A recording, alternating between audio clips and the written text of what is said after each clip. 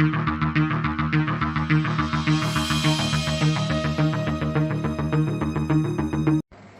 মুক্তিকামী ছাত্র জনতা, আমরা দেখতে পাচ্ছি যে আমাদের এই অভ্যুত্থান এবং বিপ্লবের পরেই দেশে অরাজকতা নাশকতা করছে ফ্যাসিস্ট এবং তাদের দোসররা।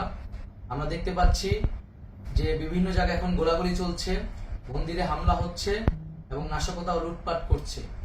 আমরা মনে করি আমাদের যে ছাত্র নাগরিকদের অভ্যুত্থান তাকে নস্যাৎ করার জন্যই পরিকল্পিতভাবে এই ধরনের ঘটনা ঘটানো হচ্ছে।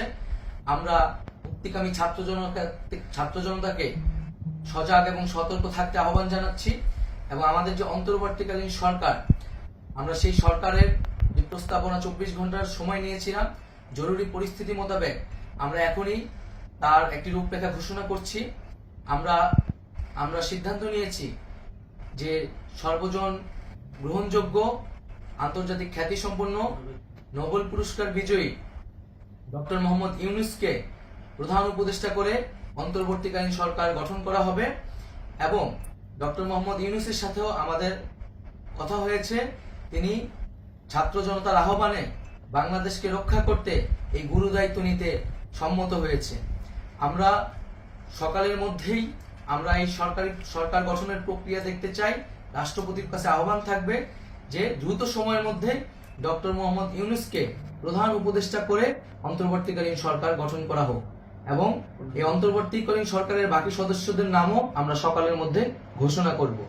প্রিয় বন্ধুগণ, দেশে যে অরাজকতা চলছে, মানুষের জীবনের নিরাপত্তাহীনতা চলছে, সেজন্য আমরা রাষ্ট্রপতির কাছে আহ্বান জানাচ্ছি দেশে আইন শৃঙ্খলা পরিবেশ ফিরিয়ে আনার জন্য দ্রুত সময়ের মধ্যে কার্যকর ব্যবস্থা নিতে হবে এবং আইন শৃঙ্খলা বাহিনীকে সহযোগিতা করার জন্য মুক্তিকামী ছাত্র জনতাও রাজপথে থাকবে এবং অন্তর্বর্তীকালীন সরকার গঠন না হওয়া পর্যন্ত মুক্তিকামী ছাত্র জনতাকে রাজপথে থেকে তাদের যে অভ্যুত্থান, সেই অভ্যুত্থানকে রক্ষা করতে হবে।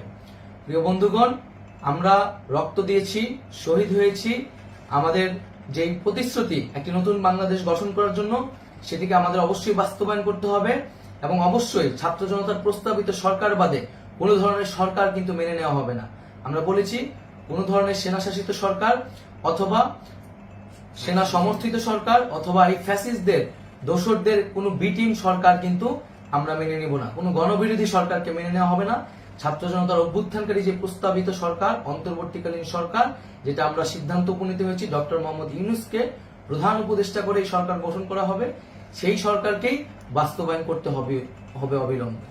আগামীকাল সকাল থেকে সকলকে আহ্বান জানাচ্ছি রাজপথে থাকার জন্য এবং আমাদের যে সাম্প্রদায়িক সম্প্রীতি এবং রাষ্ট্রীয় সম্পদ রক্ষা কমিটির ঘোষণা হয়েছে বৈষম্যবিরোধী ছাত্র আন্দোলনের নেতৃত্বে, সকল পাড়ায় পাড়ায় এলাকায় এলাকায় সেই কমিটি পাহারায় থাকবে। আমাদের সংখ্যালঘু কমিউনিটিকে আমাদের রক্ষা করতে হবে, রাষ্ট্রীয় সম্পদ এবং এই দেশকে রক্ষা করতে হবে আমাদের।